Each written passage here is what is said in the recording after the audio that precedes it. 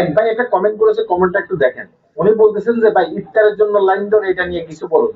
দেখেন ভাই, ইফতারের জন্য আপনি কেন লাইন ধরতে যাবেন মালয়েশিয়াতে বিভিন্ন মসজিদে? আপনি সারাদিন কাজ করেন না? আপনি টাকা ইনকাম করেন না? সেই টাকা থেকে কিছু অংশ আপনি খরচ করতে পারেন না? হ্যাঁ, আপনার কি হাত একটা লুলা, আপনার পা একটা ভাঙ্গা? আপনি কি বেকার? বেশিরভাগই মানুষের বিভিন্ন মসজিদ ভবনের ভিতরে গিয়ে আমাদের বাংলাদেশিরা মানে একবার ভিক্ষুকের মতো ইফতারের জন্য অপেক্ষা করে। কেন ভাই? এটা নিয়ে মালয়েশিয়ানরা হাসাহাসি করে, সেটা আপনারা জানেন না? আপনি 3 থেকে 4 লক্ষ টাকা মালয়েশিয়াতে খরচ করে আসছেন। হ্যাঁ, আপনি কি মানে একটা ফোল্টার জন্য আসছেন? আপনি চাকরি করেন না? হুম, ঠিক আছে, মসজিদে ইফতারি দেয়, সেটা ঠিক আছে। এখন ভাই আপনাকে প্রতিদিন কি সেখানে গিয়ে মানে মানে বলা লাগবে আমি একজন বাংলাদেশি, আমি ভিক্ষুক? বা এখানে বিভিন্ন দেশের লোকজন আছে, আছে না? কিন্তু বেশিরভাগ আমাদের বাংলাদেশিরা যায়। কেন ভাই বেশিরভাগ আপনি যাবেন সেখানে ইফতার করার লেগে?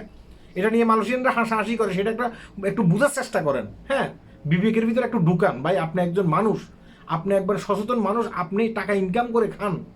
হ্যাঁ, ভিক্ষা আর খাইয়েন না ভাই।